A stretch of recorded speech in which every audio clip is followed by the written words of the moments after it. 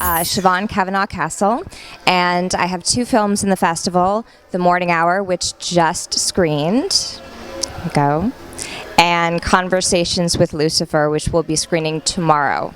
No, not religious, not a horror film, nothing like that. It's actually a dark comedy that's based on my life. It's about, it tells the story of a 23-year-old young woman, Darby Quinn, who is 30 days sober and headed for a relapse, and she gets a cat to mark the milestone. There's this kind of adage in 12-step programs that you have a plant. You begin with a plan, and once you can take care and keep a plant alive, you can graduate to an animal, and then you can finally graduate to a relationship. And so anyhow, the cat is a bit of a device. She calls it Lucifer because it's very ornery. It stays under the bed, but it kind of brings out this side of Darby where she can fundamentally be honest about the issues that drove her to use, and ultimately saves her life. There is a quote-unquote 13th step there when you reach for, you want to fill the gap that is left when you abstain from addiction and alcoholism, and you fill it with something else that you can do alcoholically. And so Darby does reach for Hudson, who's this kind of hulky kind of guy in her home group, and they get it on. My mother and grandmother watched, and my mom. He does. The cat, Lucifer, kind of gets in the way there, and it's a funny scene. It still makes me laugh every time I watch it. The Mourning Hour, spelled with Mourning. So it's about grieving and loss, and also a reawakening. It's based on the story of An Hour by Kate Chopin, who wrote The Awakening. I read it in high school, and I remember it having a profound effect on me. It's just a beautifully told story about a woman who receives the news that her husband's been killed tragically, and the shock that she goes into, where she realizes that with his death comes a sort of liberation. And so I took that story and I gave it a bit of a theatrical spin. I was inspired by my mother, who was a beautiful performer and gave up her whole career to help my dad when he got sick. And so I wove her story. I used her as my inspiration for the lead character, Virginia, and I adapted the story of An Hour into a 1940s and 50s kind of story. We shot in the theater, and we shot in a renovated 1950s farmhouse, and it tells the story of her life before and after marriage. Before, when music was the love of her life, and after, when marriage had kind of forced her to make decisions that she really didn't realize she was making. I think that one of the greatest lessons I've learned as a filmmaker is not so much that money translates to what you see on a screen. Just because something has a big budget doesn't mean it looks like it. It's all about choosing where you spend your money, choosing it wisely. Because I'll tell you, this was a true independent film. The people who worked on this film were top-notch. Some of the industry's finest worked on The Mourning Hour, and they were not where the budget went to. They truly gave of themselves to work on this project because they believed in it.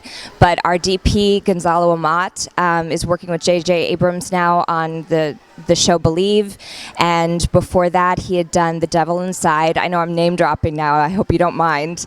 Robert Knepper, who co-starred with me as Stan Bakley. I met, he's a dear friend of mine. I met him on Heroes. He was Samuel Sullivan, the villain on Heroes. And of course, I knew him from Prison Break, where he played T-Bag. And I called my mom up and I'm like, Robert, T-Bag is going to do my movie. And he did. And he actually drove out to Wisconsin. And then I got Brandon Barash, another friend of mine, to do it, who he was one of the leads on General Hospital. He did it because he admires Robert Knepper. And so once I got Robert, I got Brandon, and that those two men, I have to say, they brought a lot of coin to the project, and a lot of investors and people got excited. And I can't not mention my partner in crime and the woman who I share complete credit with. That's my director, Susan Cohen. She is an extraordinary filmmaker and director, and I knew from the second I saw her first film, Open Your Eyes, that did so well at festivals years ago. I knew that she was the woman I wanted to direct this. I knew I couldn't direct my own film.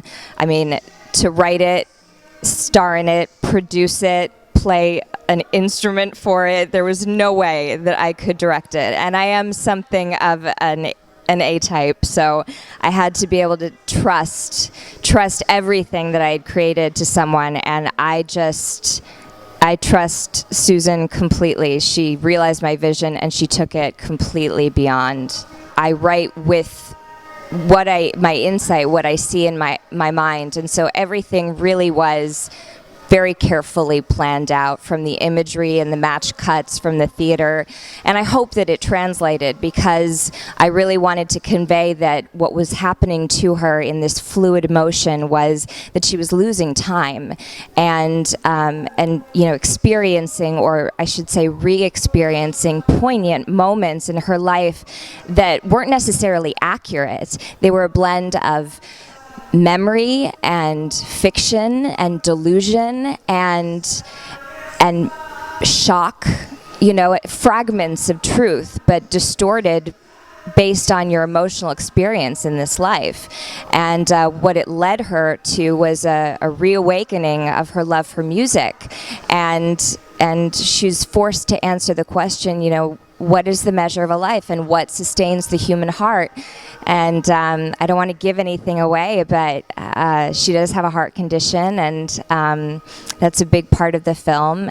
Right now, I am really focused on my writing. I have completed 2 feature scripts. I'm moving on from shorts, not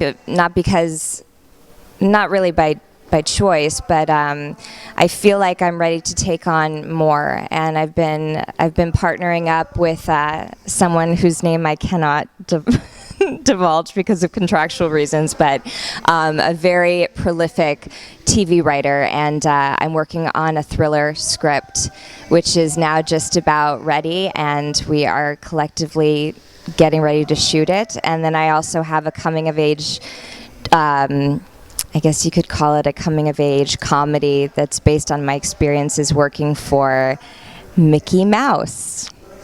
And that's all I'll say about that.